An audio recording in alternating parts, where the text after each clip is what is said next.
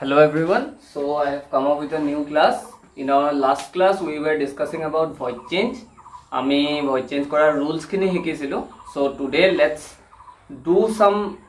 other way void changes. Kisuman dighol sentences koru aru jihetu mo kali koisilo je এটা সেন্টেন্সৰ অকল তিনটা element যদি এক্টিভত থাকে আৰু পাঁচটা এলিমেন্ট যদি প্যাসিভত থাকে ইম্পৰ্টেন্ট হয় সো বাকি এলিমেন্ট খিনি লগত আমি কেনেকৈ ডিল কৰিব লাগে হেখিনি আমি আজিৰ ক্লাছত শিকিম so let's take a example Ram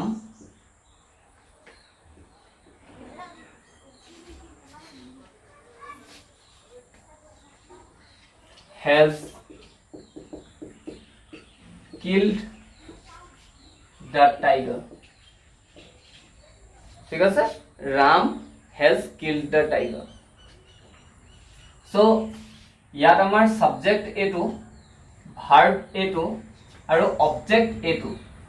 কিন্তু কি আছে আমাৰ ইয়াত এটা extra element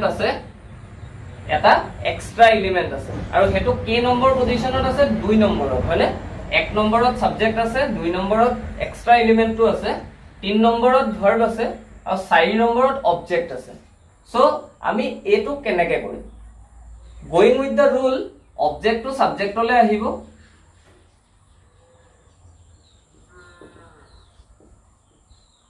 right object to subject লৈ আহিব তাৰ পিছত be verb to বহাব লাগে কিন্তু সেকেন্ড পজিশনত আমি be verb to কেনেকে বহাম যেহেতু সেকেন্ড পজিশনটো a এক্সট্ৰা এলিমেন্টটোৱে লৈ থৈছে সো a এক্সট্ৰা এলিমেন্টটো তাৰ নিজৰ পজিশনতে যেনেকে আছে তেনেকে বহাই দিয়া ঠিক আছে যেনেকে আছে সেকেন্ডত তেনেকে সেকেন্ডত আমি বহাই দিলো ঠিক আছে নেক্সট এতিয়া এই এক্সট্ৰা এলিমেন্টৰ কামটো আমাৰ হৈ গল নেক্সট কি আহিলে বি ভার্বটো লব লাগে এটা বি ভার্বটো কি হ'ব বি ভার্বটো কি হ'ব তাৰ ডিসিশনটো কিহে লয় তাৰ ডিসিশনটো লয় মেইন ভার্বে হয়নে মেইন ভার্বটো জি টেন্সত থাকে হে টেন্সতে বি ভার্বটো বহে ইয়াত মেইন ভার্বটো কি টেন্সত আছে হেজৰ পিছত বহিছে যেতিয়া ই পাস্ট পাৰ্টিসিপলত আছে ভাৰ্ব এন্ড টেন্সৰ ভিডিও কিটা যে দিছিলো তাত ভালকে এটো কথা ডিসকাস কৰা আছিল যে এটা সেন্টেন্সৰ অকল প্ৰথম ভাৰ্বটোহে লাগিলে হেটো অক্সিলাৰি হক লাগিলে মেইন ভাৰ্ব হক অকল প্ৰথম ভাৰ্বটোহে টেন্স লব পাৰে যেহেতু হেজ টুৱে টেন্স লৈ ললে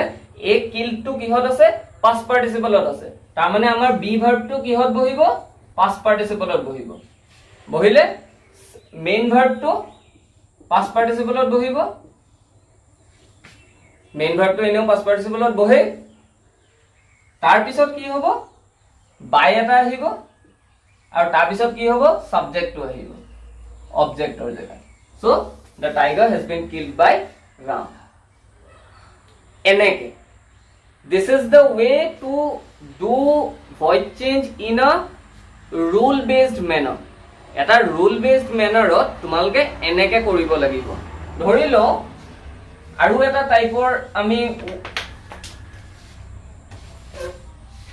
আৰু এটা টাইপ কৰিম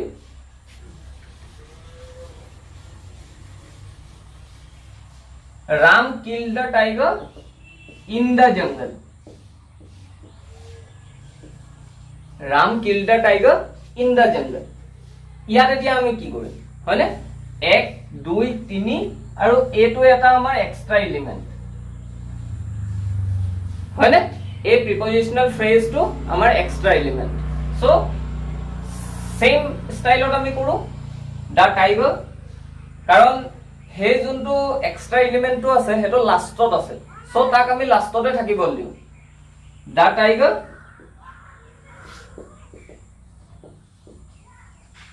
was past tense আছে has to নাই যেতিয়া থাকুতে কি হত আছিল পার্টিসিপল আছিল এতিয়া নাই যেতিয়া ইয়ে মেইন টেন্স টো লৈছে সো ই পাস্টত আছে was তাৰ পিছত মেইন ভাৰ্ব টো past participle killed by Ram তাৰ পিছত in the jungle টো আমি যত আছিল সেন্টেন্সৰ লাষ্টত আমি তেনেকে বহাই দিলো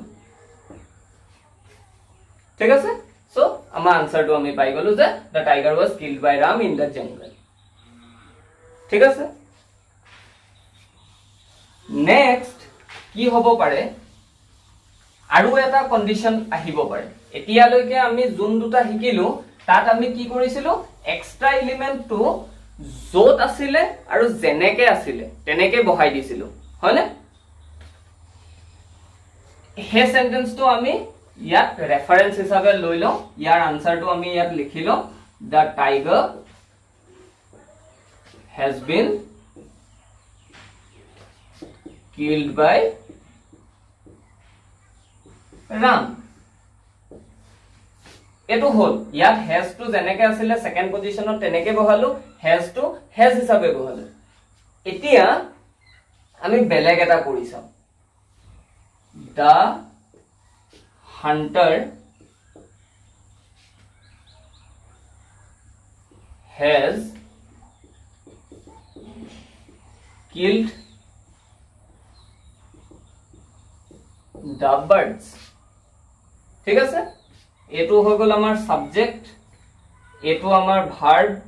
এটো আমাৰ অবজেক্ট আৰু এটো হৈছে এক্সট্ৰা এলিমেন্ট ই আছে সেকেন্ড পজিশনত সো আমি কি কৰিম the birds ইয়াক সেকেন্ড পজিশনত আছে ইয়াক আমি বহাই দিলো সেকেন্ড পজিশনত আছিল যেনেকে আছিল তেনেকে বহাই দিলো তাৰ পিছত কি আহিব বি ভাৰ্ব টু পাৰ্টিসিপললে যাব মেইন ভাৰ্ব টু পাৰ্টিসিপলতে বহিব তাৰ পিছত বাই এটা আহিব তাৰ পিছত দা হান্টাৰ আহিব সো এটো যেনেকে কৰিছিলো এটো তেনেকে আমি কৰি দিলো কিন্তু এই আনসাৰটো কাৰেক্ট নে নহয় এই আনসাৰটো ভুল হৈছে কেলে ভুল হৈছে ইয়াত কি আছিল subject to third person singular আছিলে আৰু object to third person singular আছিলে হয়নে third person singular the tiger third person singular Ram আৰু ইংলিশৰ যোনটো সাবজেক্ট ভাৰ্ব এগ্ৰিমেন্ট তাত কি হয় যে থাৰ্ড পাৰসন সিঙ্গুলাৰত ভাৰ্বৰ লগত এটা এস বহে হেতু কাৰণে হেজ ফৰ্মটো বহিছিল কিন্তু ইয়াত কি হৈছে এ সাবজেক্ট টু থাৰ্ড পাৰসন সিঙ্গুলাৰতে আছে হে কাৰণে তাৰ লগত হেজ বহিছে কিন্তু এ সাবজেক্টটো কি হল আছে থাৰ্ড পাৰসন প্লুৰাল দা বাৰ্ডস থাৰ্ড পাৰসন প্লুৰাল আৰু থাৰ্ড পাৰসন প্লুৰাল হোৱা লগে লগে কি হ'ব হি যেতিয়া ইয়াত বহিব এটো হেজ নহয় হ্যাভ হ'ব কাৰণ থাৰ্ড পাৰসন প্লুৰালৰ লগত কি হয় হ্যাভ হয় সো এইবোৰ হৈছে মন দিবলগীয়া কথা এনেকুৱা কথাবোৰ নৰমাল ভয়েস চেঞ্জ এটাৰ কৰা বাহিৰে এটা নৰমাল অকল সাবজেক্ট ভাৰ্ব অবজেক্ট থকা সেন্টেন্স এটাৰ ভয়েস চেঞ্জ কৰা বাহিৰে এনেকুৱা ধৰণৰ সেন্টেন্সবোৰ যেতিয়া আহে তাত হয় আমি সাবজেক্ট ভাৰ্ব আৰু অবজেক্টৰ ওপৰতে গুৰুত্ব দিব লাগে কিন্তু যোনকিটা এক্সট্ৰা এলিমেন্ট থাকে হে এলিমেন্ট গিটাৰ এগ্ৰিমেন্টটো মিলিছে নে নাই আমি হেতু চাব লাগে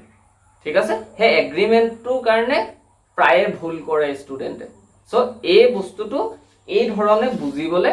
তোমালোকে চেষ্টা কৰা এটোৱে হৈছে conceptualized way rule based manner to do a voice change so I hope this class was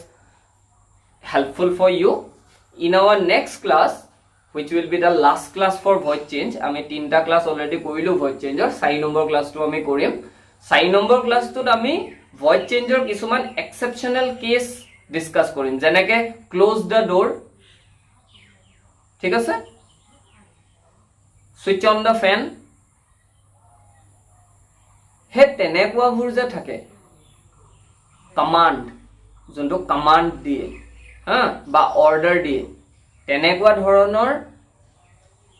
সেন্টেন্সবোৰৰ voice change কৰা নিয়মটো কি হে নিয়মটো এটুটকে অকমান বেলেগ হে কাৰণে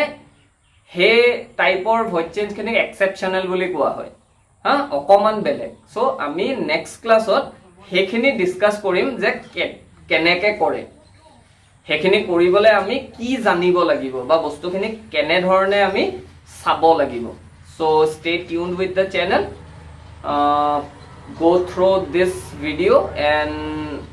I hope you have already gone through those 6 videos যোনটো মই ভয়েস চেঞ্জৰ প্ৰথম ক্লাছটোত লিংক কৰি দিছিলো যদি সোৱা নাই চাই লবা এবাৰ কাৰণ হে বস্তুখিনি তোমালোকলে বহুত বেছি দৰকাৰী হয় ঠিক আছে so stay tuned with the channel we will be meeting in our next class thank you